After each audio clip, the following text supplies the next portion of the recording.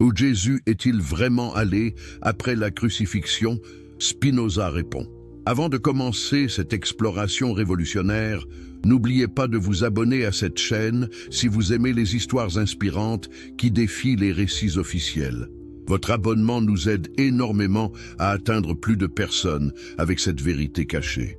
Et si vous regardez depuis votre téléphone, un petit like nous aiderait beaucoup à faire découvrir cette vidéo à d'autres chercheurs de vérité comme vous. Dites-nous dans les commentaires de quel pays vous nous regardez et à quelle heure vous découvrez cette investigation. Nous adorons savoir d'où viennent nos spectateurs passionnés par l'histoire vraie. Introduction. Imaginez un instant que tout ce qu'on vous a enseigné sur la mort de Jésus soit incomplet. Que diriez-vous si je vous révélais que l'un des plus grands philosophes de l'histoire, Baruch Spinoza, avait développé une théorie qui bouleverse complètement notre compréhension des événements de Jérusalem il y a 2000 ans. Vous êtes-vous déjà demandé pourquoi les récits évangéliques présentent tant de contradictions sur les derniers moments du Christ? Pourquoi certains détails historiques semblent-ils ne pas correspondre aux méthodes d'exécution romaines de l'époque? Et surtout, que cachent vraiment les autorités religieuses depuis des siècles? Ce que vous allez découvrir dans cette investigation va ébranler vos convictions les plus profondes. Nous allons explorer ensemble les archives historiques, les découvertes archéologiques récentes et surtout la philosophie révolutionnaire de Spinoza qui remet en question l'un des piliers fondamentaux du christianisme. Préparez-vous à un voyage intellectuel qui pourrait changer votre vision du monde pour toujours. Première partie. Qui était vraiment Baruch Spinoza et pourquoi l'histoire a-t-elle voulu l'effacer? Avez-vous déjà entendu parler d'un homme si dangereux pour les pouvoirs établis qu'il fut excommunié à la fois par les Juifs et maudit par les chrétiens? Baruch Spinoza n'était pas un philosophe ordinaire. Né à Amsterdam en 1632, dans une famille de marchands juifs portugais ayant fui l'Inquisition, il grandit dans une communauté qui connaissait intimement les dangers de remettre en question les dogmes religieux. Mais que peut pousser un jeune homme brillant à sacrifier sa sécurité, sa famille et sa communauté pour défendre ses idées? Spinoza avait découvert quelque chose que les autorités religieuses de son époque voulaient garder secret à tout prix. Il avait commencé à appliquer la méthode scientifique aux textes sacrés, traitant la Bible non plus comme la parole infaillible de Dieu, mais comme un document historique produit par des hommes dans des contextes politiques spécifiques. Imaginez l'impact de cette approche à une époque où remettre en question un seul verset biblique pouvait vous coûter la vie. En 1656, à seulement 23 ans, Spinoza fut formellement excommunié de la communauté juive d'Amsterdam. Le texte de son excommunication, conservé aujourd'hui encore, est d'une violence inouïe. On y lit que Spinoza était maudit le jour et maudit la nuit, maudit dans son coucher et maudit dans son lever, maudit dans ses sorties et maudit dans ses entrées. Mais pourquoi une telle rage contre un simple jeune homme posant des questions? Parce que Spinoza avait mis le doigt sur quelque chose de fondamental. Il affirmait que les miracles décrits dans la Bible n'étaient que des interprétations erronées d'événements naturels, que les prophètes n'étaient que des hommes politiques utilisant l'autorité divine pour légitimer leur pouvoir, et surtout que Dieu ne pouvait pas suspendre les lois de la nature pour intervenir dans les affaires humaines. Cette dernière affirmation était révolutionnaire. Si Dieu ne peut pas suspendre les lois naturelles, alors comment expliquer la résurrection du Christ, fondement même du christianisme?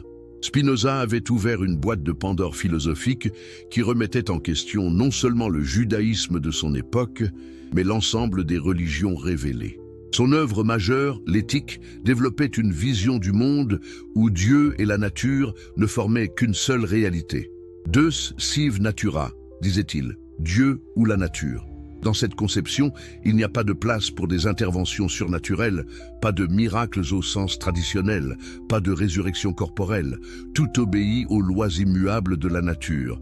Mais Spinoza ne s'arrêta pas là.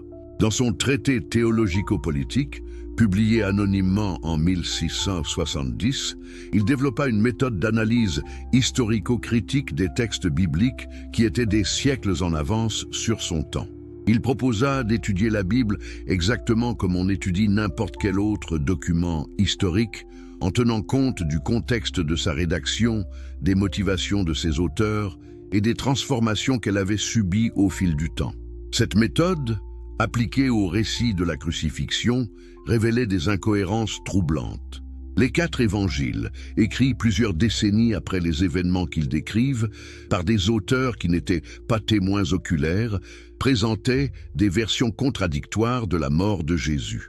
Pour Spinoza, ces contradictions n'étaient pas le fruit du hasard, mais révélaient que les récits avaient été construits pour servir des objectifs théologiques et politiques spécifiques. N'est-il pas étonnant que l'homme qui développa les outils intellectuels pour comprendre la vérité historique sur Jésus soit resté dans l'ombre pendant des siècles? Les autorités religieuses avaient tout intérêt à ce que ces méthodes ne se répandent pas. Imaginez les conséquences si chaque chrétien commençait à analyser les évangiles avec l'œil critique de Spinoza. Le philosophe néerlandais ne niait pas l'existence historique de Jésus, bien au contraire. Mais il refusait de voir en lui un être divin capable de suspendre les lois naturelles. Pour Spinoza, Jésus était un homme remarquable, un réformateur religieux et social, mais un homme néanmoins, soumis aux mêmes lois physiques que tous les êtres vivants. Cette approche naturalistique de la figure du Christ ouvrait des possibilités d'interprétation complètement nouvelles. Si Jésus n'était qu'un homme, alors sa survie à la crucifixion n'était plus un miracle impossible, mais une possibilité historique qu'il fallait examiner avec les outils de l'investigation rationnelle. Deuxième partie, les incohérences historiques qui ébranlent le récit officiel. Connaissez-vous vraiment les détails de la crucifixion tels qu'ils sont rapportés dans les évangiles? Plus surprenant encore, avez-vous déjà comparé ces récits entre eux? Ce que vous allez découvrir va vous stupéfier par le nombre de contradictions qui ont été soigneusement dissimulées pendant des siècles. Commençons par un fait qui dérange. Les 4 évangiles canoniques ne s'accordent pas sur les détails les plus fondamentaux de la crucifixion. Matthieu nous dit que Jésus s'écria « Eli, Eli, lema sabachthani ». Marc rapporte « Éloi, Éloi, lema sabachthani ». Luc présente des dernières paroles complètement différentes. « Père, entre tes mains je remets mon esprit », tandis que Jean le fait dire « Tout est accompli ». Comment expliquer de telles divergences sur un événement supposé si crucial pour l'humanité? Mais ce n'est que le début. Examinons maintenant la chronologie des événements. Selon les évangiles, Jésus aurait été mis en croix vers la 3e heure, 9 heures du matin selon Marc, ou la 6e heure, midi selon Jean. Il serait mort vers la 9e heure, 15 heures. Cela signifie qu'il n'aurait passé que 3 à 6 heures sur la croix. Savez-vous combien de temps durait normalement une crucifixion à l'époque romaine? Les archives historiques nous apprennent que ce supplice était conçu pour faire souffrir la victime pendant des jours entiers. Flavius Joseph, historien juif contemporain des événements, rapporte que la crucifixion pouvait durer jusqu'à 1 semaine. Les bourreaux romains étaient des experts en torture prolongée.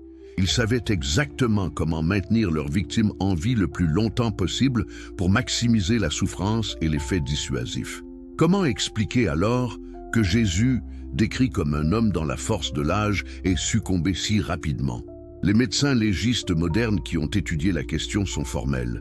Il est hautement improbable qu'un homme en bonne santé meure de crucifixion en si peu de temps, surtout si l'on considère que ses jambes n'avaient pas été brisées comme c'était la coutume romaine pour accélérer la mort. Penchons-nous maintenant sur un personnage mystérieux dont le rôle a été soigneusement minimisé par l'histoire officielle, Joseph d'Arimathée. Les évangiles nous présentent cet homme comme un membre éminent du conseil juif, autrement dit, un homme riche et influent. Mais réfléchissez un instant. Pourquoi un membre de l'élite juive, censé être hostile à Jésus, aurait-il pris le risque de réclamer son corps à Pilate? Les textes nous disent qu'il était disciple secret de Jésus. N'est-ce pas étrange qu'un homme si puissant ait gardé secrète son adhésion au mouvement de Jésus? Et surtout, comment expliquer qu'il ait eu un accès si facile au gouverneur romain? Les historiens spécialistes de l'époque nous apprennent que réclamer le corps d'un crucifié nécessitait des connexions politiques considérables. Rome ne livrait pas facilement les corps de ceux qu'elle avait exécutés pour rébellion. L'empressement de Joseph d'Arimathée soulève également des questions.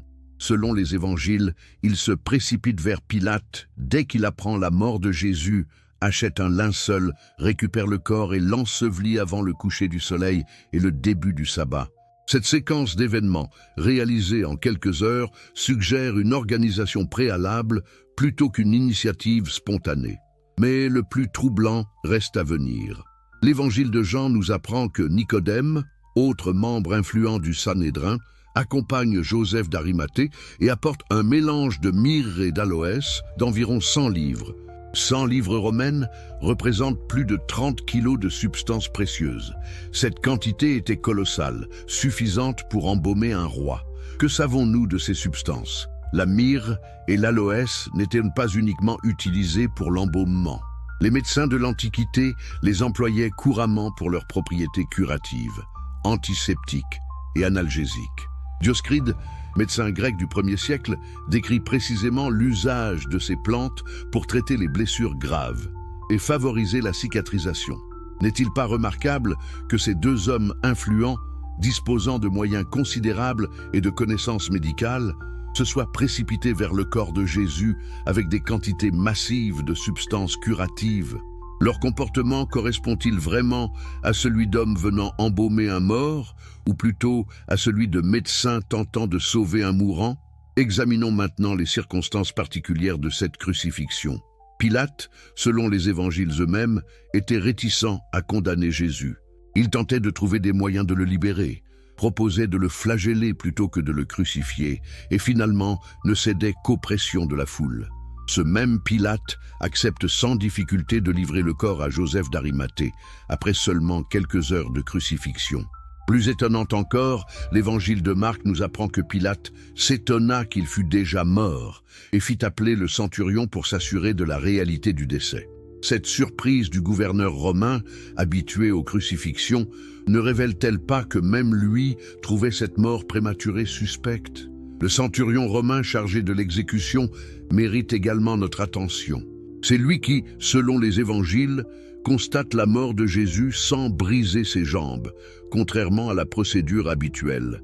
C'est encore lui qui, touché par une révélation subite, s'écrie « Vraiment, cet homme était fils de Dieu ». Cette conversion instantanée d'un officier romain aguerri ne vous semble-t-elle pas suspecte? Les soldats romains étaient réputés pour leur discipline et leur efficacité. Ils connaissaient parfaitement les signes de la mort et ne prenaient jamais de risques avec les condamnés politiques. Pourtant, dans le cas de Jésus, ils semblent avoir fait preuve d'une négligence inhabituelle, se contentant de constater un état d'inconscience profonde pour une mort avérée. Troisième partie, l'épreuve médicale qui change tout, que nous apprend la science médicale moderne sur la possibilité de survivre à une crucifixion. Préparez-vous à découvrir des révélations qui vont bouleverser votre compréhension des événements de Jérusalem. Le docteur Pierre Barbet, chirurgien français et expert reconnu de la crucifixion, a mené dans les années 1930 des études anatomiques approfondies sur ce mode d'exécution. Ses conclusions, publiées dans La Passion du Christ selon le chirurgien, révèlent que contrairement aux croyances populaires, la crucifixion ne causait pas une mort rapide par hémorragie, mais une mort lente par asphyxie progressive. Comprenez-vous les implications de cette découverte? Si la mort par crucifixion résulte principalement d'une insuffisance respiratoire progressive, alors un homme jeune et en bonne santé peut théoriquement survivre plusieurs jours sur la croix, surtout si ses pieds reposent sur un support, le sedile, qui lui permet de soulager périodiquement le poids de son corps. Les études médicales modernes ont démontré que les symptômes de l'asphyxie avancée peuvent créer un état de mort apparente particulièrement trompeur. La victime peut présenter tous les signes cliniques du décès: absence de pouls perceptible, respiration imperceptible, perte de conscience totale, refroidissement des extrémités. Cet état, que les médecins appellent coma dépassé, peut durer plusieurs heures avant soit la mort réelle, soit un retour progressif à la conscience. N'est-il pas troublant de constater que les signes de la mort de Jésus, tels que décrits dans les évangiles, correspondent exactement à ceux d'un coma profond plutôt qu'à un décès avéré? L'absence de rigidité cadavérique, la facilité avec laquelle Joseph d'Arimathée et Nicodème manipulent le corps, l'écoulement de sang et d'eau de la plaie au côté, signe d'une circulation encore active selon les médecins, tous ces éléments plaident en faveur d'un état comateux plutôt que d'une mort réelle. Le professeur Michael Baden, médecin légiste de renommée internationale, a analysé les descriptions évangéliques sous l'angle de la médecine judiciaire contemporaine. Ses conclusions sont édifiantes. Les signes décrits dans les textes ne permettent pas de conclure à un décès avec certitude. Un examen médical approfondi aurait été nécessaire pour établir la réalité de la mort. Mais ce n'est pas tout. Les conditions particulières de la crucifixion de Jésus augmentaient considérablement ses chances de survie. Première particularité, il avait été flagellé avant la crucifixion, ce qui, paradoxalement, pouvait jouer en sa faveur. La flagellation, en provoquant un état de choc et une perte de conscience, diminuait la perception de la douleur et le stress métabolique pendant la crucifixion elle-même. Deuxième particularité, Jésus avait refusé le vin mêlé de fiel, anesthésiant traditionnellement offert aux condamnés. Ce refus, présenté comme un acte de courage, était en réalité une décision stratégique. En gardant toute sa lucidité, Jésus pouvait mieux contrôler sa respiration et économiser ses forces. Troisième particularité, la rapidité de la mort apparente. Comme nous l'avons vu, cette rapidité suspecte même Pilate. Mais elle s'explique parfaitement si l'on considère que Jésus n'était pas mort, mais avait sombré dans un coma profond provoqué par l'épuisement, la déshydratation et la douleur. Les médecins spécialistes des traumatismes nous apprennent qu'un organisme soumis à un stress extrême peut entrer dans un état de pseudo-mort comme mécanisme de protection. Ce phénomène, observé chez les victimes d'accidents graves, se caractérise par un ralentissement drastique de toutes les fonctions vitales, donnant l'apparence de la mort à un observateur non averti. Examinons maintenant les soins prodigués par Joseph d'Arimathée et Nicodème. Rappelons-nous, 30 kilos de myrrhe et d'aloès, substances aux propriétés curatives reconnues. La myrrhe, résine aux vertus antiseptiques et cicatrisantes, était couramment utilisée par les médecins antiques pour traiter les plaies infectées. L'aloès, plante aux propriétés anti-inflammatoires et régénératrices, favorisait la guérison des tissus endommagés. Ces hommes n'agissaient-ils pas plutôt en médecins qu'en embaumeurs? La quantité de substances utilisées correspond exactement aux besoins d'un traitement médical intensif, pas à ceux d'un embaumement traditionnel. De plus, les techniques d'embaumement juives de l'époque ne nécessitaient pas de telles quantités de produits. Le tombeau lui-même présente des caractéristiques particulières. Décrit comme neuf et appartenant à Joseph d'Arimathée, il était situé dans un jardin privé, à l'abri des regards indiscrets. N'était-ce pas l'endroit idéal pour prodiguer des soins médicaux intensifs à un homme gravement blessé? Le tombeau, creusé dans la roche, offrait une température constante et une protection parfaite contre les intempéries. La pierre qui fermait le tombeau soulève également des questions. Décrite comme très grande dans les évangiles, elle nécessitait plusieurs hommes pour être déplacée. Pourquoi une telle précaution pour un mort? Cette pierre n'avait-elle pas plutôt pour fonction de protéger un blessé en convalescence contre d'éventuelles intrusions? Les parfums et aromates apportés par les femmes le dimanche matin prennent une toute autre signification dans ce contexte. Ces substances, traditionnellement présentées comme destinées à compléter l'embaumement, correspondent en réalité aux besoins d'un patient en cours de guérison. Les huiles essentielles et les baumes qu'elles transportaient étaient exactement ce qui était nécessaire pour traiter les plaies de crucifixion. N'est-il pas révélateur que ces femmes, proches de Jésus, aient attendu 3 jours avant de venir embaumer le corps? Cette attente correspondrait parfaitement au délai nécessaire pour qu'un homme dans le coma retrouve progressivement conscience et puisse supporter des soins plus approfondis. Mais avant de plonger dans cette partie cruciale de notre investigation, permettez-moi de vous rappeler l'importance de soutenir ce travail de recherche. Si vous appréciez ces révélations historiques qui défient les récits officiels, abonnez-vous maintenant pour ne manquer aucune de nos découvertes révolutionnaires. Votre soutien nous permet de continuer à dévoiler ces vérités cachées. Et si vous regardez cette vidéo sur votre téléphone portable, un petit like nous aiderait énormément à toucher d'autres personnes passionnées par la véritable histoire. Chaque interaction compte pour faire connaître ces révélations au plus grand nombre. Dites-nous également dans les commentaires de quel pays vous nous suivez et à quelle heure vous découvrez cette investigation. Nous sommes toujours fascinés de savoir d'où viennent nos spectateurs qui osent remettre en question l'histoire officielle. 4e partie, les apparitions post-crucifixion. Un homme en chair et en os, ou une manifestation spirituelle. Que savez-vous vraiment des apparitions de Jésus après la crucifixion?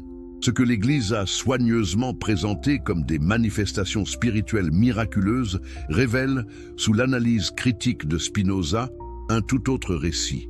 Un récit qui pourrait bien être celui d'un homme blessé, convalescent, mais vivant. Commençons par examiner la première apparition rapportée dans les évangiles, celle aux femmes près du tombeau. Marie-Madeleine, selon l'évangile de Jean, ne reconnaît pas immédiatement Jésus et le prend pour le jardinier. N'est-ce pas étrangement incohérent pour une femme qui avait côtoyé Jésus quotidiennement pendant des années? Comment expliquer cette méconnaissance si ce n'est par des changements physiques significatifs dans l'apparence de Jésus? Les blessures de la crucifixion, les gonflements dus au traumatisme, peut-être même des bandages ou des vêtements différents pour dissimuler son identité, auraient parfaitement pu rendre Jésus méconnaissable au premier regard. Cette explication naturelle ne vous semble-t-elle pas plus plausible qu'une apparition spirituelle sélective qui choisit de se manifester d'abord à certaines personnes plutôt qu'à d'autres? Analysons maintenant l'épisode des disciples d'Emmaüs, rapporté dans l'évangile de Luc. Ces deux hommes marchent avec Jésus pendant plusieurs heures, conversent longuement avec lui, mais ne le reconnaissent qu'au moment où il rompt le pain. Là encore, comment expliquer cette reconnaissance tardive? Un être ressuscité spirituellement aurait-il eu besoin de dissimuler son identité pendant des heures? L'explication spinoziste est bien plus cohérente. Un Jésus vivant, mais transformé physiquement par ses blessures, aurait eu toutes les raisons de tester la réaction de ses disciples avant de révéler son identité. Il devait s'assurer de leur loyauté et évaluer les risques politiques avant de dévoiler sa survie. N'oubliez pas que révéler avoir survécu à une exécution romaine était un crime capital qui pouvait mener à une nouvelle arrestation. Mais c'est l'apparition aux 11 disciples, rapportée dans l'évangile de Luc, qui révèle les détails les plus troublants. Jésus apparaît soudainement au milieu d'eux, mais leur première réaction n'est pas la joie de retrouver leur maître, c'est la terreur. Ils pensent y voir un esprit. Pourquoi cette peur si Jésus était vraiment ressuscité dans la gloire? La suite du récit est encore plus révélatrice.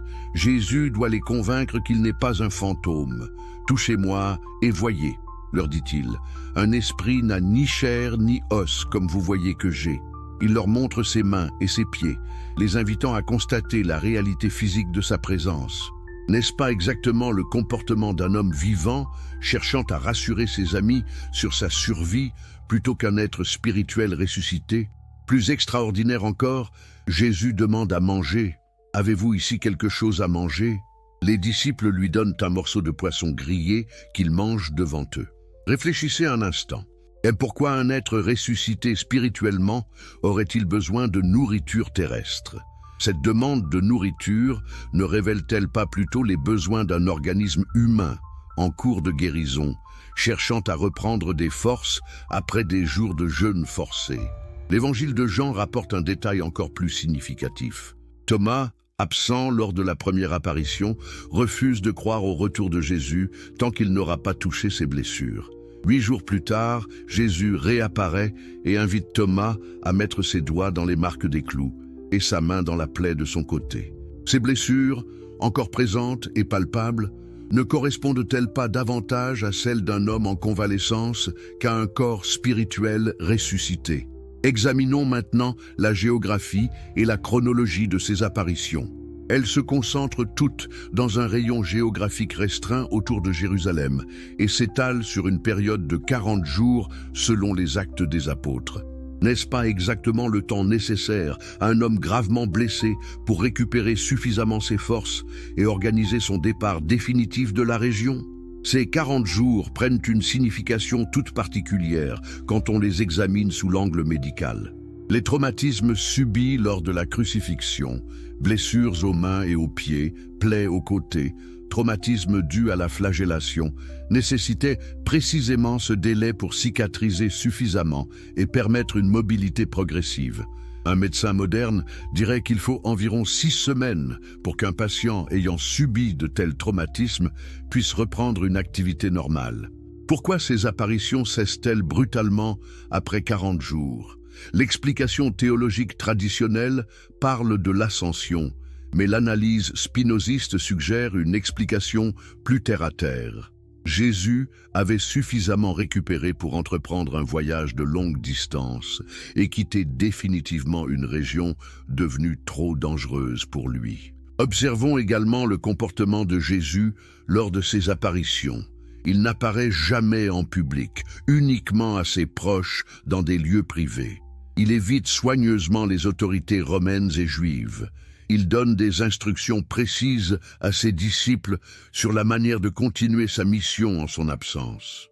N'est-ce pas exactement le comportement d'un homme recherché par la justice romaine et organisant discrètement son exil?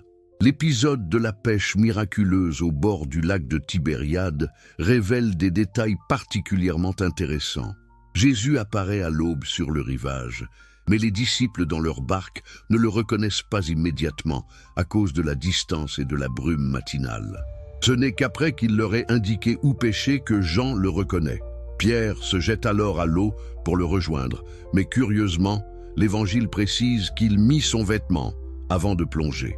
Pourquoi cette pudeur soudaine devant le Christ ressuscité, si ce n'est parce que Pierre avait parfaitement conscience qu'il s'agissait d'un homme en chair et en os? La suite de cet épisode est encore plus révélatrice. Jésus a préparé un feu et fait griller du poisson. Il partage ce repas avec ses disciples dans une atmosphère qui tient plus de la réunion clandestine que de la manifestation divine.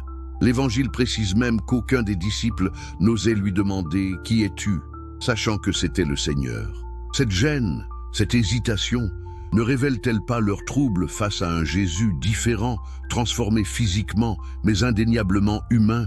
Analysons maintenant un aspect souvent négligé, la réaction des autorités face à ces apparitions présumées. Si Jésus était vraiment ressuscité et apparaissait régulièrement à ses disciples, comment expliquer le silence total des sources romaines et juives de l'époque? Ni Pilate, ni le Sanhédrin, ni aucun historien non chrétien ne mentionne ces événements extraordinaires qui auraient dû bouleverser Jérusalem. Cette absence de réaction officielle ne s'expliquerait-elle pas mieux si les autorités savaient que Jésus avait survécu et s'efforçaient d'étouffer l'affaire? Reconnaître publiquement qu'un condamné avait échappé à la crucifixion romaine aurait été un aveu d'échec inacceptable pour le pouvoir impérial. Il valait mieux laisser courir les rumeurs de résurrection qui relèvent du domaine religieux, plutôt que d'admettre une défaillance de l'administration romaine. 5e partie, les routes de l'exil. Où un fugitif du 1er siècle pouvait-il trouver refuge? Imaginez-vous à la place de Jésus. Vous avez survécu miraculeusement à votre exécution, mais vous restez officiellement mort aux yeux des autorités. Où pourriez-vous trouver refuge dans le monde antique? Quelle route s'ouvrirait à vous pour échapper définitivement à la justice romaine? L'analyse des réseaux commerciaux et des communautés diasporiques du 1er siècle révèle des possibilités fascinantes que Spinoza lui-même n'avait peut-être pas entièrement explorées. Commençons par examiner la route égyptienne, option la plus évidente pour un fugitif juif de Palestine. L'Égypte abritait la plus importante communauté juive du monde antique après la Palestine elle-même. Alexandrie comptait près d'1 million de Juifs, soit environ un tiers de sa population totale. Cette communauté, riche et influente, disposait de ses propres institutions, de ses synagogues et entretenait des relations commerciales étroites avec la Palestine. N'est-il pas significatif que l'Évangile de Matthieu mentionne déjà un exil de la Sainte Famille en Égypte lors de la naissance de Jésus? Cette première fuite vers l'Égypte n'établissait-elle pas un précédent, créant peut-être des connexions qui pourraient servir des décennies plus tard? Joseph d'Arimathée, riche marchand, entretenait certainement des relations commerciales avec l'Égypte. Il disposait des moyens et des contacts nécessaires pour organiser un passage clandestin vers Alexandrie. La route vers l'Égypte présentait des avantages considérables pour un fugitif. D'abord, la relative proximité. Moins de 500 kilomètres séparaient Jérusalem d'Alexandrie, soit une quinzaine de jours de voyage à pied par la route côtière. Ensuite, la fréquence des caravanes commerciales qui permettaient de voyager en groupe, donc de manière moins conspicue. Enfin, l'existence de relais et d'auberges tenus par des Juifs tout au long du parcours. Mais l'Égypte n'était que la première étape. Alexandrie était le grand port de la Méditerranée orientale, point de départ vers l'ensemble du monde connu. De là, Jésus aurait pu embarquer vers n'importe quelle destination. L'Afrique du Nord, l'Espagne, la Gaule, ou même les territoires orientaux au-delà de l'Empire romain. Penchons-nous maintenant sur la fascinante hypothèse de la route orientale, vers l'Inde et au-delà. Cette théorie, longtemps rejetée par les historiens occidentaux, a gagné en crédibilité avec les découvertes archéologiques récentes sur l'ampleur des échanges commerciaux entre le monde méditerranéen et l'Asie au 1er siècle. Saviez-vous que les marchands de l'époque entretenaient des routes commerciales régulières entre la Méditerranée et l'Inde? La route de la soie terrestre et les routes maritimes de l'océan Indien permettaient de rejoindre le sous-continent indien en quelques mois.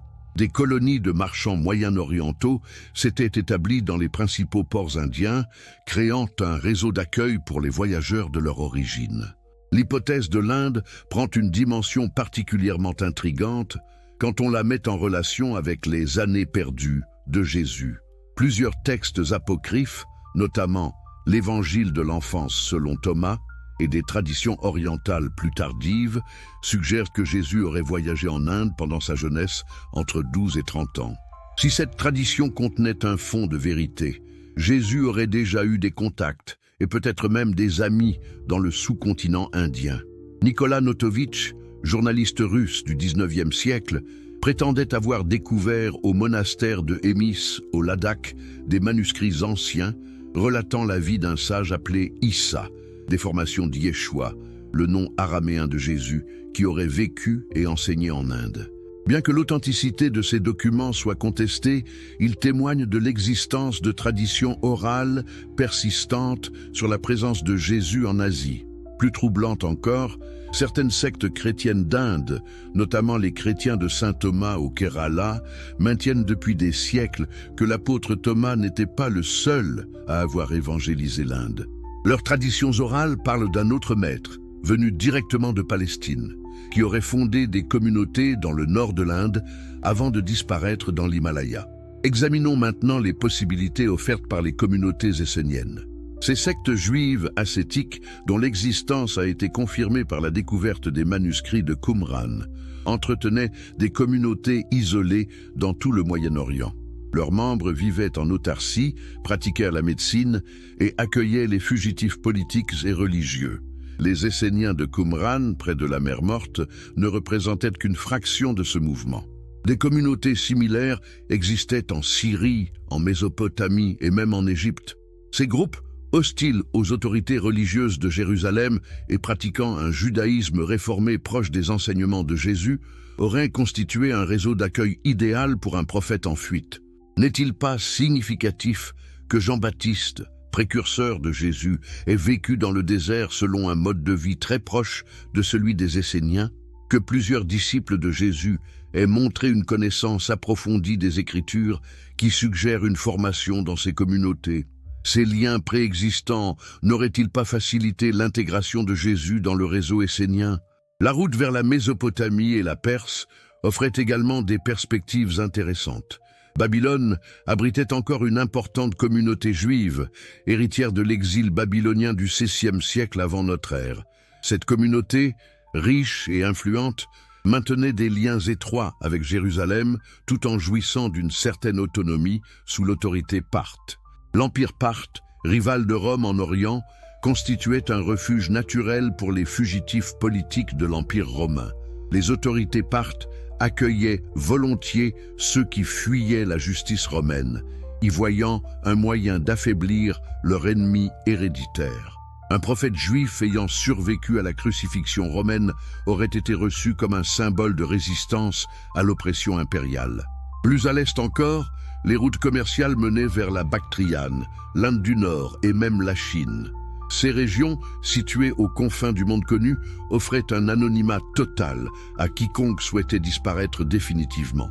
Les royaumes gréco-bactriens, héritiers des conquêtes d'Alexandre, entretenaient encore une culture hellénistique compatible avec la formation intellectuelle de Jésus.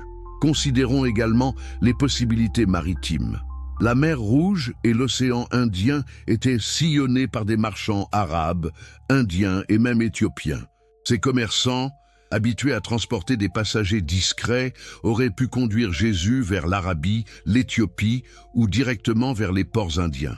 L'Arabie du Sud, notamment le royaume de Saba, actuel Yémen, entretenait des relations commerciales intenses avec la Palestine.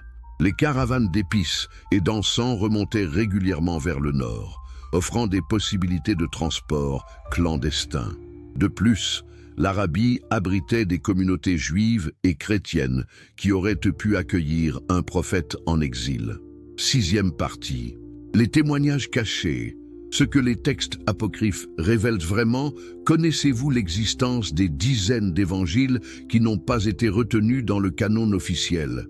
Savez-vous pourquoi l'Église primitive a choisi de ne conserver que 4 évangiles sur la 50aine qui circulaient dans les premières communautés chrétiennes? Ce que vous allez découvrir va révéler une conspiration de silence qui dure depuis 17 siècles. L'Évangile de Pierre, découvert en 1886 dans une tombe d'Akhmim en Égypte, présente une version de la crucifixion qui diffère substantiellement des récits canoniques. Ce texte, probablement rédigé au IIe siècle mais s'appuyant sur des sources très anciennes, décrit Jésus sur la croix non pas comme un mourant, mais comme quelqu'un qui se taisait comme s'il ne ressentait aucune douleur. Cette absence de souffrance apparente ne correspondrait-elle pas à l'état d'un homme déjà inconscient plutôt qu'à un être divin insensible à la douleur? L'évangile de Pierre précise également que quand on lui donna le fiel, il ne but pas. Ce refus conscient d'un anesthésiant n'indique-t-il pas une stratégie délibérée pour conserver toute sa lucidité? Plus troublant encore, l'évangile de Pierre rapporte qu'au moment où les soldats pensent que Jésus est mort, une voix du ciel retentit disant « As-tu prêché à ceux qui dorment ?» Et une voix de la croix répond « Oui ». Ce dialogue mystérieux ne pourrait-il pas être une allégorie décrivant Jésus communiquant discrètement avec ses complices pour indiquer qu'il était encore conscient? L'évangile secret de Marc, dont l'existence a été révélée en 1958 par la découverte d'une lettre de Clément d'Alexandrie, mentionne un épisode étrange. Jésus enseignant les mystères du royaume de Dieu à un jeune homme vêtu d'un linceul sur son corps nu, et ceci toute la nuit. Cette scène nocturne et secrète ne fait-elle pas écho aux circonstances particulières de la survie de Jésus à sa propre crucifixion? Mais c'est l'évangile de Judas, découvert dans les années 1970 et authentifié en 2006, qui bouleverse le plus notre compréhension des événements. Ce texte présente Judas non pas comme un traître, mais comme le disciple le plus fidèle, celui qui a accompli l'acte le plus difficile sur ordre de Jésus lui-même. « Tu les surpasseras tous, dit Jésus à Judas, car tu sacrifieras l'homme qui me revêt. » Cette phrase énigmatique prend un sens nouveau si l'on considère que Jésus demandait à Judas de participer à une mise en scène destinée à simuler sa mort. Sacrifier l'homme qui me revêt ne signifierait plus tuer Jésus, mais détruire son identité publique pour lui permettre de renaître sous une autre identité. Judas ne serait plus le traître, mais l'instrument conscient d'un plan de survie soigneusement orchestré. L'évangile de Philippe, texte gnostique du IIIe siècle, contient des passages troublants sur la nature de la résurrection. Ceux qui disent qu'ils mourront d'abord et qu'ils ressusciteront se trompent. S'ils ne reçoivent pas d'abord la résurrection pendant qu'ils vivent, ils ne recevront rien quand ils meurent. Cette conception de la résurrection comme transformation spirituelle du vivant plutôt que retour à la vie du mort ne correspondrait-elle pas mieux à l'expérience réelle de Jésus? Le même évangile précise, il faut ressusciter en cette vie. Quand on quitte le monde, on a déjà reçu la résurrection. Pour les gnostiques, la vraie résurrection n'était pas un événement physique post-mortem, mais une illumination spirituelle vécue de son vivant. Cette interprétation ne cadrerait-elle pas parfaitement avec un Jésus ayant vécu sa propre résurrection, comme une renaissance spirituelle après avoir frôlé la mort?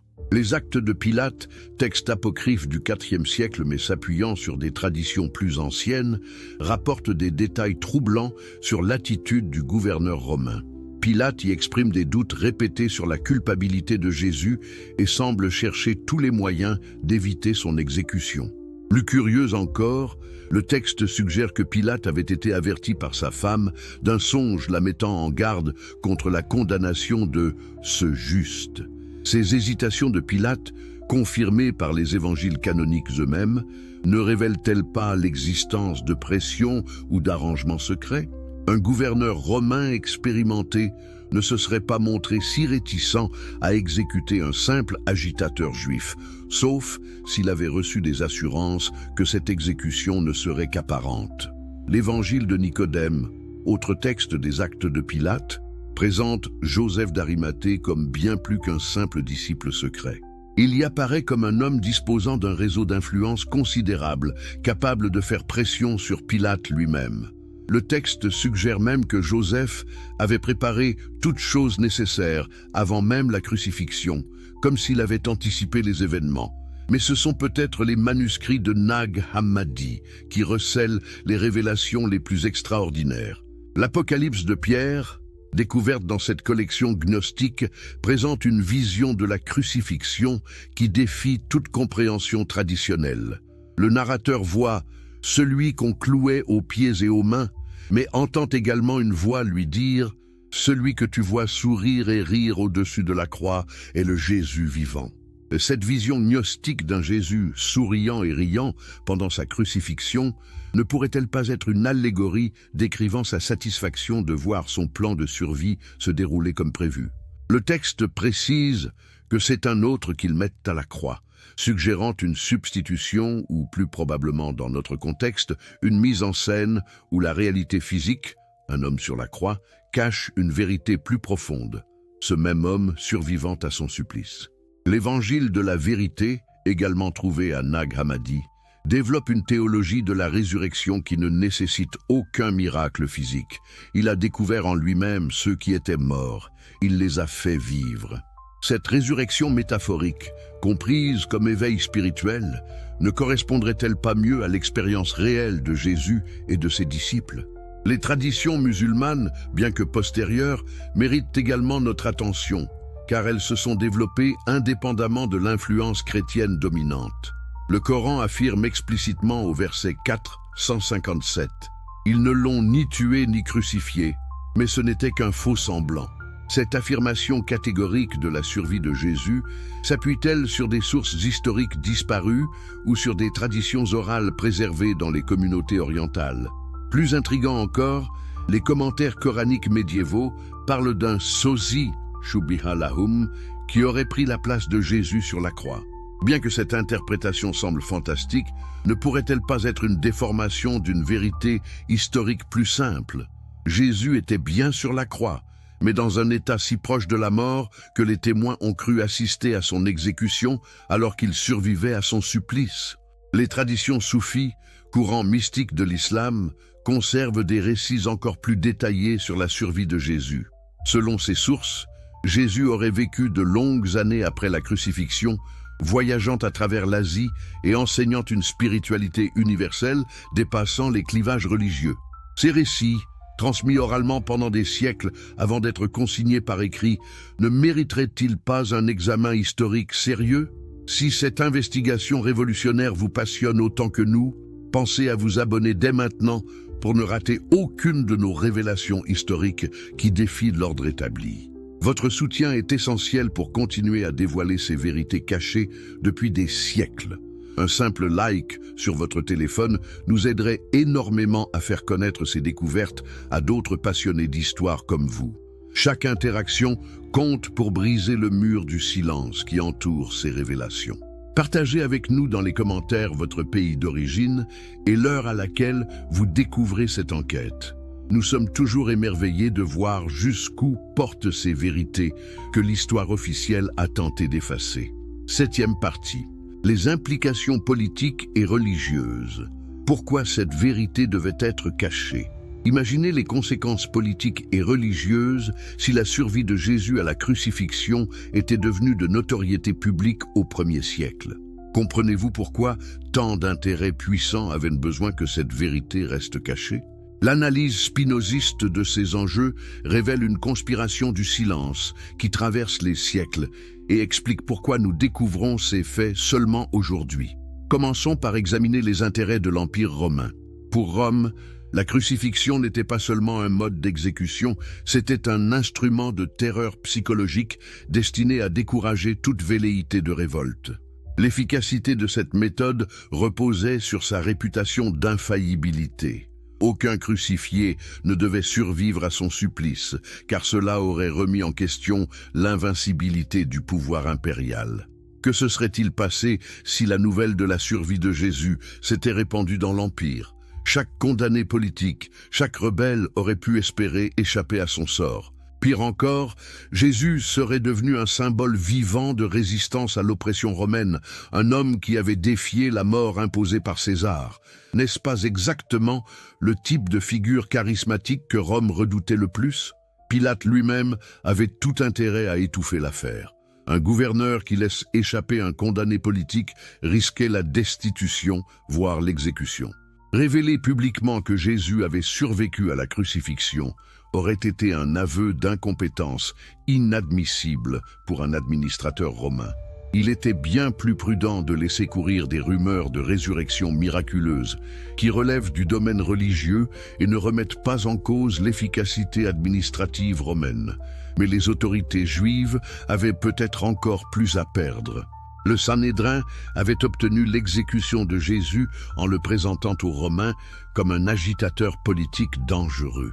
Si Jésus réapparaissait vivant, il prouverait que les accusations portées contre lui étaient exagérées ou mensongères. Les grands prêtres se trouveraient dans une position délicate face à leurs concitoyens et face aux autorités romaines. Plus profondément, la survie de Jésus remettait en question l'interprétation que les autorités religieuses donnaient de la loi juive. En condamnant Jésus, elles affirmaient agir au nom de Dieu et de la tradition. Si Dieu avait permis à Jésus de survivre à son supplice, n'était-ce pas un signe que leurs accusations étaient infondées? Cette remise en cause de leur légitimité religieuse était inacceptable pour l'establishment du temple. Analysons maintenant l'attitude des premiers disciples. Paradoxalement, eux aussi avaient des raisons de préférer la version de la résurrection miraculeuse à celle de la survie naturelle. Un Jésus ressuscité par la puissance divine était infiniment plus impressionnant qu'un Jésus ayant simplement survécu à ses blessures grâce à des soins médicaux. La résurrection faisait de Jésus le Fils de Dieu, confirmant sa nature divine et validant tous ses enseignements.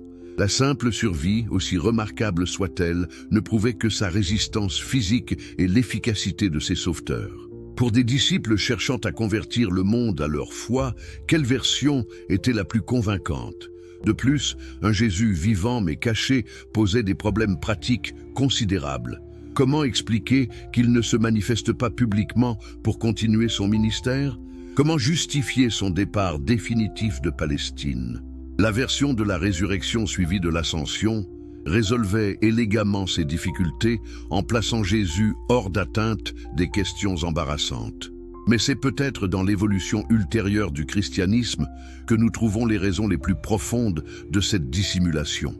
La théologie chrétienne naissante avait absolument besoin de la mort sacrificielle de Jésus pour développer sa doctrine du salut. Paul de Tarse, véritable fondateur du christianisme tel que nous le connaissons, basait toute sa prédication sur l'idée que Jésus était mort pour nos péchés. Si Jésus n'était pas vraiment mort sur la croix, toute la construction théologique paulinienne s'effondrait. Plus de sacrifices rédempteurs, plus de réconciliation entre Dieu et l'humanité, plus de salut par la foi en la mort du Christ. Le christianisme perdait sa spécificité et redevenait un simple mouvement de réforme juive parmi d'autres. Paul lui-même, dans sa première épître aux Corinthiens, reconnaît implicitement cette dépendance. Si Christ n'est pas ressuscité, notre prédication est vaine, et votre foi aussi est vaine. Mais Paul parle de résurrection, pas de survie. Une survie naturelle, même exceptionnelle, ne pouvait pas fonder une nouvelle religion universelle basée sur la divinité du Christ. Cette nécessité théologique explique pourquoi les récits de la résurrection deviennent de plus en plus élaborés et miraculeux au fur et à mesure que s'éloigne l'époque des événements. L'évangile de Marc, le plus ancien, se contente d'un tombeau vide et d'un jeune homme en blanc annonçant que Jésus est ressuscité. L'évangile de Jean, plus tardif, multiplie les apparitions détaillées et les preuves de la réalité physique de la résurrection. Cette évolution narrative ne révèle-t-elle pas un processus de mythification progressive d'événements initialement plus simples? Les premiers témoins savaient probablement ce qui s'était réellement passé, mais au fur et à mesure que la communauté chrétienne s'étendait et se structurait, la version miraculeuse supplantait la version historique. L'empereur romain Constantin, en légalisant le christianisme au IVe siècle, avait ses propres raisons politiques de préférer la version officielle. Un Jésus divin et ressuscité légitimait l'autorité impériale par délégation divine. Un Jésus simplement humain, même exceptionnel, ne pouvait pas fonder l'autorité temporelle d'un empereur se réclamant du Christ. De plus, Constantin cherchait à unifier l'Empire autour d'une religion d'État cohérente. Les débats théologiques sur la nature divine du Christ, qui agitaient les conciles des premiers siècles, n'auraient eu aucun sens si Jésus n'était qu'un homme ayant survécu à sa crucifixion. L'orthodoxie chrétienne, définie lors de ces conciles, nécessitait absolument un Christ divin, mort et ressuscité. Examinons maintenant les conséquences de cette dissimulation sur l'évolution ultérieure du christianisme. En faisant de la mort sacrificielle de Jésus le centre de leur théologie, les pères de l'Église ont progressivement éloigné le christianisme de son message originel de justice sociale et de réforme spirituelle. Un Jésus mort pour racheter les péchés de l'humanité dispensait les croyants de travailler activement à la transformation du monde. Il suffisait d'avoir foi en son sacrifice pour obtenir le salut éternel.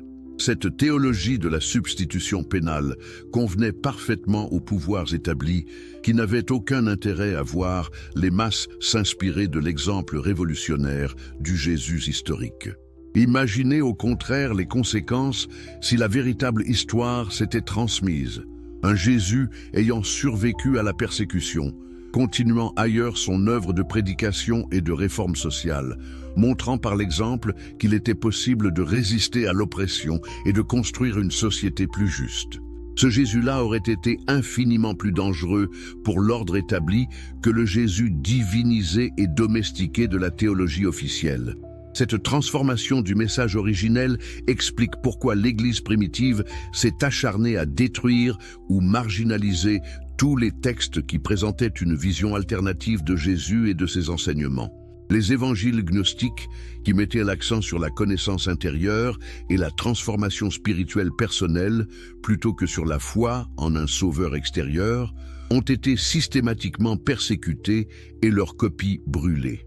Ne sommes-nous pas en droit de nous demander combien d'autres documents, combien d'autres témoignages ont été détruits au cours des siècles pour maintenir cette version officielle? La découverte relativement récente des manuscrits de Nag Hammadi et de Qumran nous donne un aperçu de la richesse de la littérature chrétienne primitive qui a été perdue ou occultée. 8e partie. La révolution spinoziste vers une compréhension rationnelle du christianisme, que nous enseigne finalement la méthode spinoziste appliquée à l'histoire du christianisme. Comment cette approche rationnelle transforme-t-elle notre compréhension non seulement de Jésus, mais de l'ensemble du phénomène religieux? Les implications de cette révolution intellectuelle dépassent largement le cadre historique pour toucher à la nature même de la croyance et de la vérité. Spinoza nous a montré que les textes religieux ne doivent pas être traités comme des révélations surnaturelles intouchables, mais comme des documents historiques produits par des hommes dans des contextes spécifiques. Appliqués au récit de la crucifixion et de la résurrection, Cette méthode révèle les couches successives d'interprétation, de réécriture et de mythification qui ont transformé des événements probablement plus simples en fondement d'une religion universelle. Mais attention, critiquer la version traditionnelle de ces événements ne signifie pas nier leur importance historique ou spirituelle. Au contraire, comprendre ce qui s'est réellement passé nous rapproche du Jésus historique et de son message authentique. Un Jésus ayant survécu à la crucifixion et continué son œuvre ailleurs devient plus humain, plus accessible, plus exemplaire pour ceux qui cherchent à transformer le monde. Cette approche spinoziste nous libère également de la nécessité de choisir entre foi aveugle et rejet total. Nous pouvons reconnaître la valeur spirituelle et éthique des enseignements de Jésus sans avoir besoin de croire aux aspects miraculeux de son histoire. Nous pouvons nous inspirer de son exemple de résistance à l'injustice sans faire dépendre notre engagement de la croyance en sa divinité. Plus profondément, Spinoza nous enseigne que Dieu agit à travers les lois naturelles, pas contre elles. Dans cette perspective, la survie miraculeuse de Jésus à la crucifixion devient une manifestation de ces lois naturelles, convergence de circonstances favorables. Efficacité de soins médicaux, résistance physique exceptionnelle, organisation humaine remarquable. Le miracle réside dans cette convergence extraordinaire d'éléments naturels, pas dans une suspension des lois physiques. Cette vision naturaliste ne diminue en rien la portée spirituelle des événements. Elle nous invite au contraire à reconnaître le divin dans le fonctionnement même de la nature, à voir la providence dans l'enchaînement apparemment fortuit des causes naturelles. Pour Spinoza, tout ce qui existe et tout ce qui arrive exprime la puissance infinie de Dieu nature. Appliquée à l'histoire de Jésus, cette philosophie nous permet de comprendre sa survie comme l'expression de cette puissance divine, s'exprimant à travers des moyens entièrement naturels. Joseph d'Arimathée et Nicodème deviennent les instruments inconscients de cette providence. Leur connaissance médicale et leurs moyens financiers, les outils par lesquels la nature préserve celui qui doit accomplir sa mission. Cette interprétation réconcilie foi et raison, spiritualité et science. Elle nous évite les écueils du fondamentalisme religieux qui exige la croyance littérale en des événements improbables, et ceux du matérialisme réducteur qui nie toute dimension spirituelle aux événements historiques. Mais la leçon la plus importante de Spinoza concerne peut-être notre rapport à la vérité elle-même. Le philosophe nous enseigne que nous devons préférer une vérité difficile à accepter plutôt qu'une erreur consolante. Si Jésus a survécu à la crucifixion plutôt que d'être ressuscité miraculeusement, cette vérité, même dérangeante, nous rapproche de la réalité historique et nous permet de mieux comprendre les origines de notre civilisation. Cette recherche de vérité n'est pas un exercice purement intellectuel. Elle a des conséquences pratiques considérables sur notre manière de vivre et de nous engager dans le monde.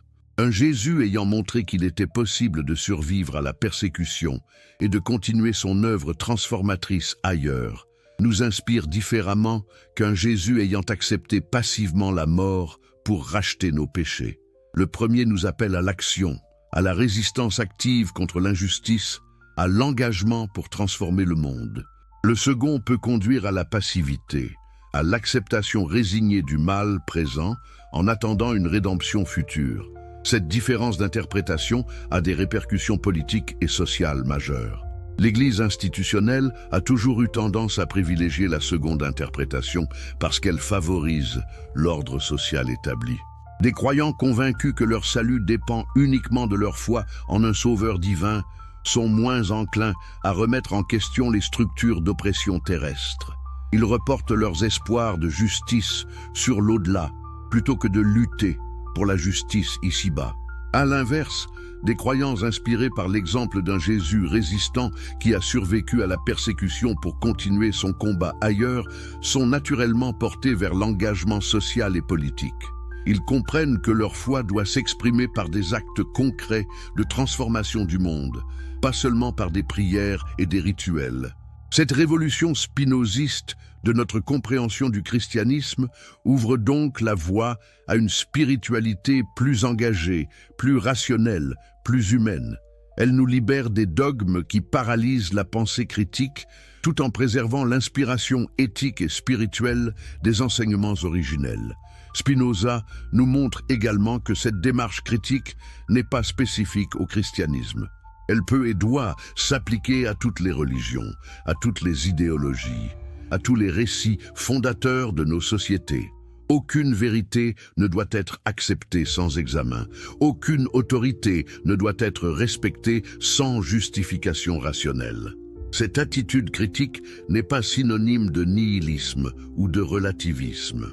Au contraire, elle nous permet de distinguer l'essentiel de l'accessoire, le message éternel des contingences historiques, la vérité spirituelle des constructions dogmatiques. En appliquant cette méthode à l'histoire de Jésus, nous découvrons un message de justice, d'amour et de transformation spirituelle qui n'a pas besoin de miracles pour être valable et inspirant. Conclusion. La vérité qui libère. Au terme de cette investigation révolutionnaire, que pouvons-nous conclure? Jésus est-il réellement mort sur la croix ou a-t-il survécu à son supplice pour continuer son œuvre ailleurs? Plus importante encore, cette question change-t-elle quelque chose à l'héritage spirituel et éthique que nous a légué le fondateur du christianisme? La méthode spinoziste nous a permis de déconstruire méthodiquement la version officielle des événements de Jérusalem. Nous avons découvert les contradictions troublantes des récits évangéliques, analysé les preuves médicales de la possibilité de survie à la crucifixion, exploré les réseaux qui auraient pu permettre l'exil de Jésus et examiner les témoignages alternatifs longtemps occultés par l'orthodoxie religieuse. Chaque élément de cette enquête, pris isolément, pourrait être sujet à débat. Mais leur convergence dessine un tableau cohérent, qui remet profondément en question la version traditionnelle des faits. Les incohérences temporelles de la crucifixion, le rôle mystérieux de Joseph d'Arimathée et de Nicodème, l'usage massif de substances curatives présentées comme embaumatrices, les apparitions physiques post-crucifixion, tout concourt à suggérer que nous avons affaire à une survie réelle plutôt qu'à une résurrection miraculeuse. Cette conclusion ne diminue en rien la grandeur de Jésus. Au contraire, elle nous révèle un homme d'une intelligence et d'un courage exceptionnels, capable d'organiser sa propre survie face à la machine de mort romaine. Elle nous montre un réseau de disciples plus élaborés et plus dévoués que ne le laissent entendre les récits officiels, des hommes et des femmes prêts à risquer leur vie pour sauver leur maître. Elle nous révèle surtout un Jésus pleinement humain, soumis aux mêmes lois physiques que nous, confronté aux mêmes défis existentiels, mais capable de les transcender par sa foi, son intelligence et sa détermination. Ce Jésus-là nous inspire plus qu'un être divin accomplissant des prodiges par nature surnaturelle. Il nous montre que nous aussi, simples mortels, pouvons surmonter les épreuves les plus terribles et poursuivre notre mission transformatrice. L'hypothèse de la survie explique également de nombreux aspects troublants de l'histoire du christianisme primitif. Elle éclaire la rapidité avec laquelle le message de Jésus s'est répandu dans tout l'Empire romain. Non pas seulement grâce au zèle de ses disciples, mais peut-être aussi grâce à la continuation discrète de son enseignement dans diverses communautés d'accueil. Elle explique la richesse et la diversité des traditions chrétiennes primitives, comme si différentes communautés avaient conservé des contacts avec le Maître disparu. Cette hypothèse nous permet également de mieux comprendre la violence avec laquelle l'orthodoxie chrétienne naissante s'est acharnée à détruire les témoignages alternatifs. Si Jésus était vraiment mort et ressuscité, pourquoi l'Église aurait-elle eu peur de textes présentant d'autres versions de son histoire? Cette persécution systématique des évangiles apocryphes ne révèle-t-elle pas la crainte que ces textes contiennent une vérité dérangeante pour la version officielle? Mais au-delà de ces considérations historiques, c'est peut-être la méthode spinoziste elle-même qui constitue l'enseignement le plus précieux de cette investigation. Spinoza nous a appris à ne pas accepter les vérités révélées sans les soumettre à l'examen critique de la raison. Il nous a montré que les textes sacrés sont des documents humains, produits dans des contextes historiques spécifiques et qu'ils doivent être interprétés en tenant compte de ces contextes. Cette méthode, révolutionnaire au XVIIe siècle, reste d'une actualité brûlante aujourd'hui. À une époque où prolifèrent les théories conspirationnistes et les fake news, où l'information est manipulée à des fins politiques ou commerciales, où les autorités religieuses et séculières tentent d'imposer leur version des événements, l'esprit critique spinoziste est plus nécessaire que jamais. Appliquer cette méthode à l'histoire du christianisme ne vise pas à détruire la foi ou à ridiculiser les croyants. Au contraire, elle vise à purifier la foi de ses scories dogmatiques pour retrouver l'essence du message spirituel. Un christianisme libéré de la nécessité de croire au miracle peut se concentrer sur l'essentiel. L'amour du prochain, la justice sociale, la transformation intérieure, la résistance à l'oppression. Ce christianisme épuré retrouverait sa dimension révolutionnaire originelle, celle d'un mouvement de libération spirituelle et sociale que les pouvoirs établis ont progressivement domestiqué en le transformant en religion d'État. Il retrouverait sa capacité à inspirer les opprimés, à mobiliser les consciences, à transformer les sociétés. L'exemple supposé de Jésus survivant à la crucifixion et poursuivant son œuvre dans l'exil nous enseigne que l'engagement spirituel authentique ne connaît pas de frontières. Peu importe où nous sommes, peu importe les circonstances que nous traversons, nous pouvons toujours œuvrer à la transformation du monde et de nous-mêmes. La véritable résurrection n'est pas un événement miraculeux du passé.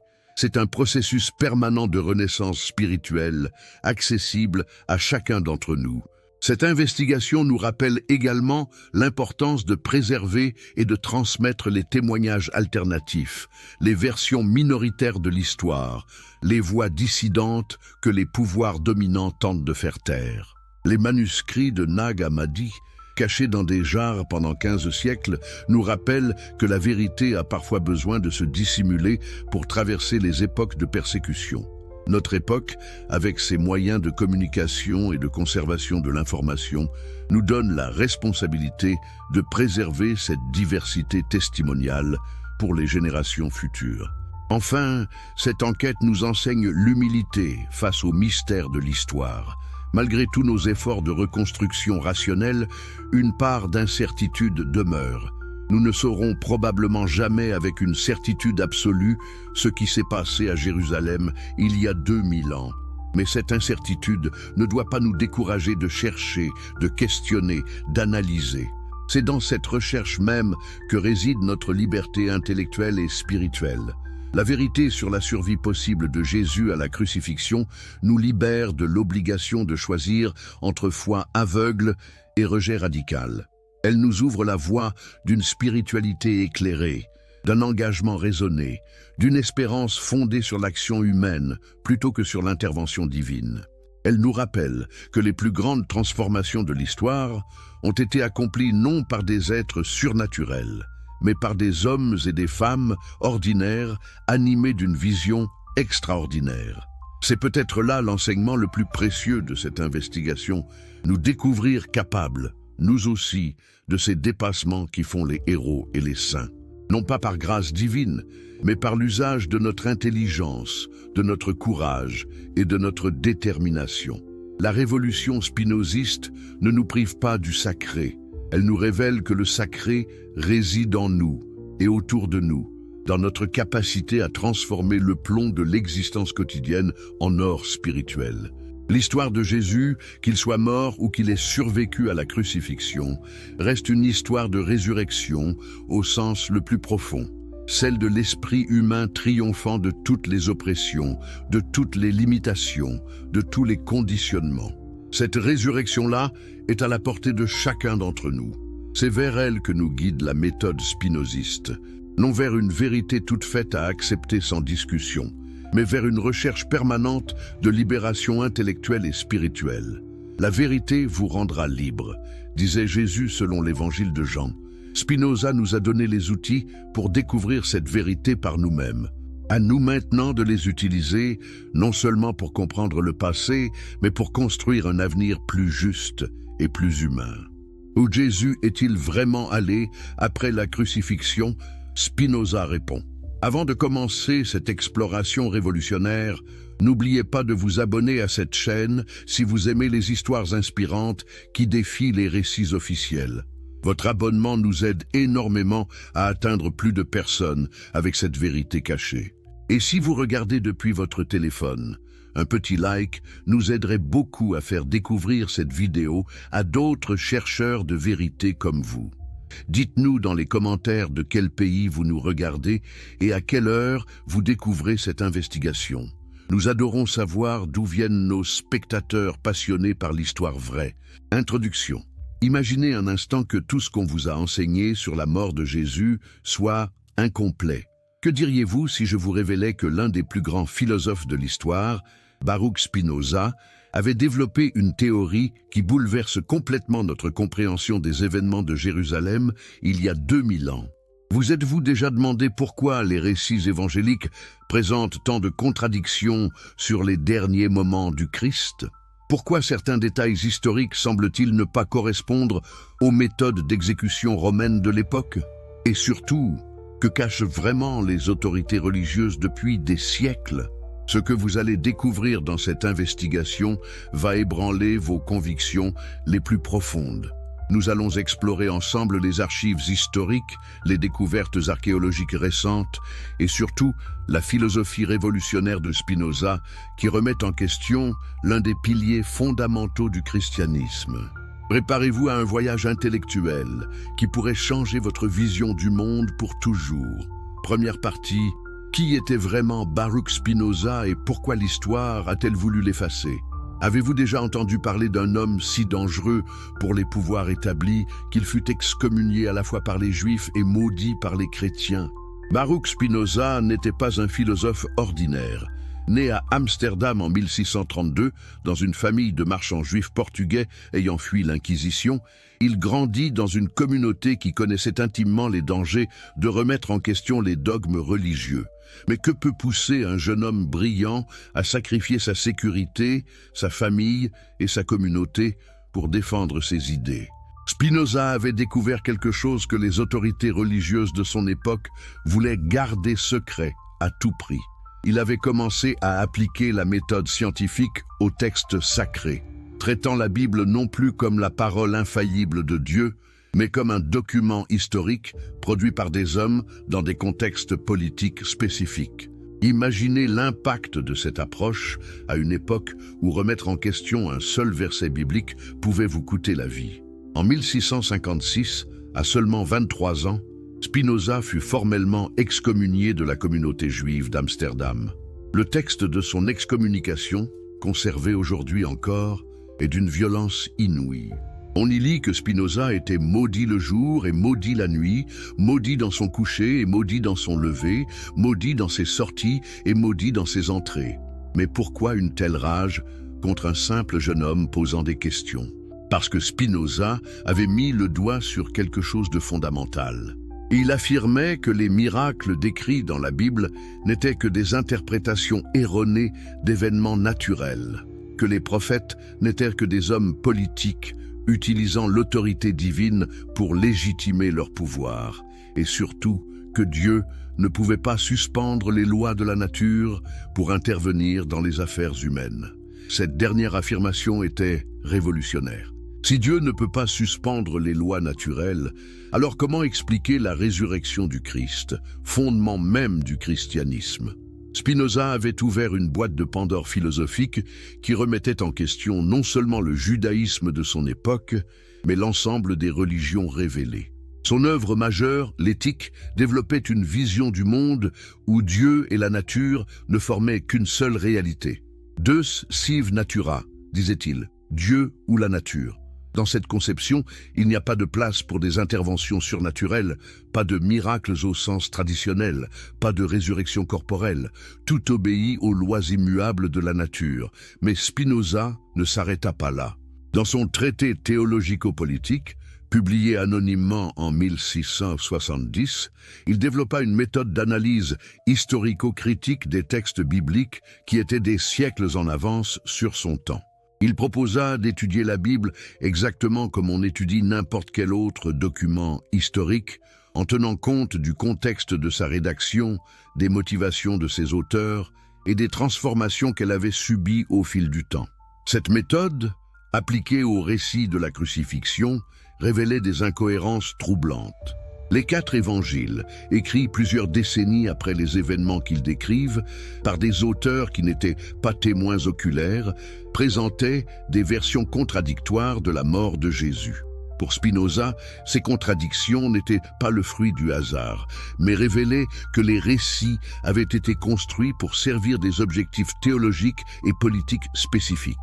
N'est-il pas étonnant que l'homme qui développa les outils intellectuels pour comprendre la vérité historique sur Jésus soit resté dans l'ombre pendant des siècles? Les autorités religieuses avaient tout intérêt à ce que ces méthodes ne se répandent pas. Imaginez les conséquences si chaque chrétien commençait à analyser les évangiles avec l'œil critique de Spinoza. Le philosophe néerlandais ne niait pas l'existence historique de Jésus, bien au contraire. Mais il refusait de voir en lui un être divin capable de suspendre les lois naturelles. Pour Spinoza, Jésus était un homme remarquable, un réformateur religieux et social, mais un homme néanmoins, soumis aux mêmes lois physiques que tous les êtres vivants. Cette approche naturalistique de la figure du Christ ouvrait des possibilités d'interprétation complètement nouvelles. Si Jésus n'était qu'un homme, alors sa survie à la crucifixion n'était plus un miracle impossible, mais une possibilité historique qu'il fallait examiner avec les outils de l'investigation rationnelle. Deuxième partie, les incohérences historiques qui ébranlent le récit officiel. Connaissez-vous vraiment les détails de la crucifixion tels qu'ils sont rapportés dans les évangiles? Plus surprenant encore, avez-vous déjà comparé ces récits entre eux? Ce que vous allez découvrir va vous stupéfier par le nombre de contradictions qui ont été soigneusement dissimulées pendant des siècles. Commençons par un fait qui dérange. Les 4 évangiles canoniques ne s'accordent pas sur les détails les plus fondamentaux de la crucifixion. Matthieu nous dit que Jésus s'écria « Eli, Eli, lema sabachthani ». Marc rapporte « Éloi, Éloi, lema sabachthani ». Luc présente des dernières paroles complètement différentes. « Père, entre tes mains je remets mon esprit », tandis que Jean le fait dire « Tout est accompli ». Comment expliquer de telles divergences sur un événement supposé si crucial pour l'humanité? Mais ce n'est que le début. Examinons maintenant la chronologie des événements. Selon les évangiles, Jésus aurait été mis en croix vers la 3e heure, 9 heures du matin selon Marc, ou la 6e heure, midi selon Jean. Il serait mort vers la 9e heure, 15 heures.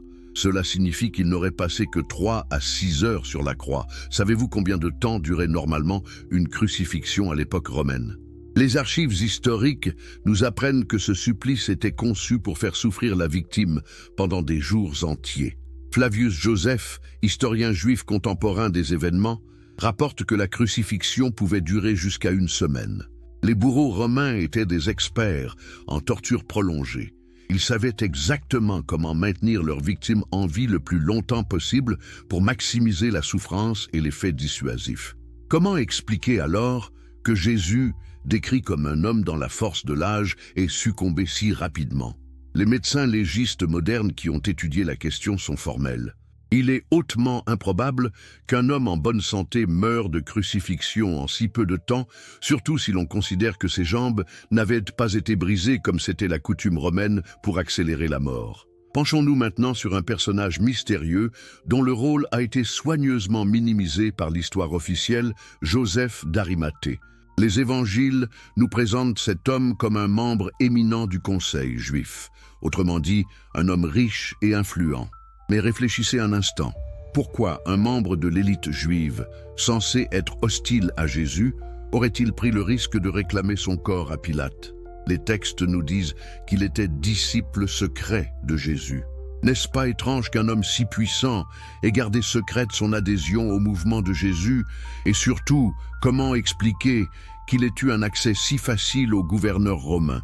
Les historiens spécialistes de l'époque nous apprennent que réclamer le corps d'un crucifié nécessitait des connexions politiques considérables.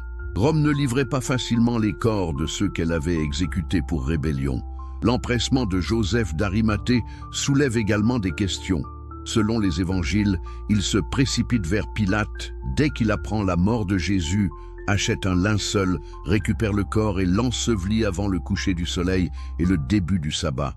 Cette séquence d'événements, réalisée en quelques heures, suggère une organisation préalable plutôt qu'une initiative spontanée. Mais le plus troublant reste à venir. L'évangile de Jean nous apprend que Nicodème, autre membre influent du Sanhédrin, accompagne Joseph d'Arimathée et apporte un mélange de myrrhe et d'aloès d'environ 100 livres. 100 livres romaines représentent plus de 30 kilos de substances précieuses. Cette quantité était colossale, suffisante pour embaumer un roi. Que savons-nous de ces substances? La myrrhe et l'aloès n'étaient pas uniquement utilisées pour l'embaumement. Les médecins de l'Antiquité les employaient couramment pour leurs propriétés curatives, antiseptiques et analgésiques. Dioscride, médecin grec du 1er siècle, décrit précisément l'usage de ces plantes pour traiter les blessures graves et favoriser la cicatrisation. N'est-il pas remarquable que ces deux hommes influents, disposant de moyens considérables et de connaissances médicales, se soient précipités vers le corps de Jésus avec des quantités massives de substances curatives? Leur comportement correspond-il vraiment à celui d'hommes venant embaumer un mort, ou plutôt à celui de médecins tentant de sauver un mourant? Examinons maintenant les circonstances particulières de cette crucifixion. Pilate, selon les évangiles eux-mêmes, était réticent à condamner Jésus. Il tentait de trouver des moyens de le libérer, proposait de le flageller plutôt que de le crucifier, et finalement ne cédait qu'aux pressions de la foule. Ce même Pilate accepte sans difficulté de livrer le corps à Joseph d'Arimathée, après seulement quelques heures de crucifixion. Plus étonnant encore, l'évangile de Marc nous apprend que Pilate s'étonna qu'il fût déjà mort et fit appeler le centurion pour s'assurer de la réalité du décès. Cette surprise du gouverneur romain, habitué aux crucifixions, ne révèle-t-elle pas que même lui trouvait cette mort prématurée suspecte?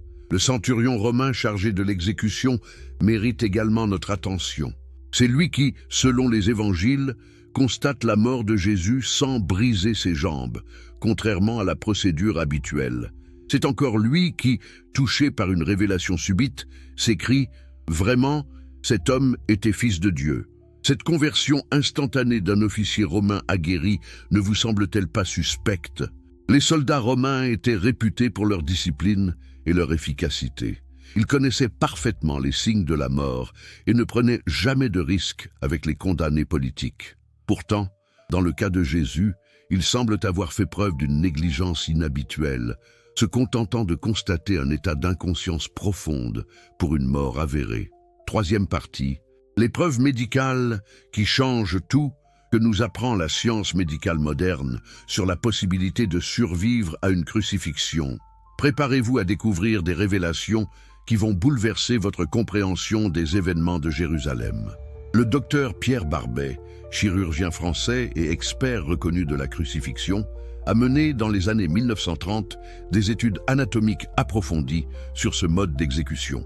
Ses conclusions, publiées dans La Passion du Christ selon le chirurgien, révèlent que contrairement aux croyances populaires, la crucifixion ne causait pas une mort rapide par hémorragie, mais une mort lente par asphyxie progressive. Comprenez-vous les implications de cette découverte? Si la mort par crucifixion résulte principalement d'une insuffisance respiratoire progressive, alors un homme jeune et en bonne santé peut théoriquement survivre plusieurs jours sur la croix, surtout si ses pieds reposent sur un support, le sedile, qui lui permet de soulager périodiquement le poids de son corps. Les études médicales modernes ont démontré que les symptômes de l'asphyxie avancée peuvent créer un état de mort apparente particulièrement trompeur. La victime peut présenter tous les signes cliniques du décès: absence de pouls perceptible, respiration imperceptible, perte de conscience totale, refroidissement des extrémités. Cet état, que les médecins appellent coma dépassé, peut durer plusieurs heures avant soit la mort réelle, soit un retour progressif à la conscience. N'est-il pas troublant de constater que les signes de la mort de Jésus, tels que décrits dans les évangiles, correspondent exactement à ceux d'un coma profond plutôt qu'à un décès avéré? L'absence de rigidité cadavérique, la facilité avec laquelle Joseph d'Arimathée et Nicodème manipulent le corps, l'écoulement de sang et d'eau de la plaie au côté, signe d'une circulation encore active selon les médecins. Tous ces éléments plaident en faveur d'un état comateux plutôt que d'une mort réelle. Le professeur Michael Baden, médecin légiste de renommée internationale, a analysé les descriptions évangéliques sous l'angle de la médecine judiciaire contemporaine. Ses conclusions sont édifiantes. Les signes décrits dans les textes ne permettent pas de conclure à un décès avec certitude. Un examen médical approfondi aurait été nécessaire pour établir la réalité de la mort. Mais ce n'est pas tout.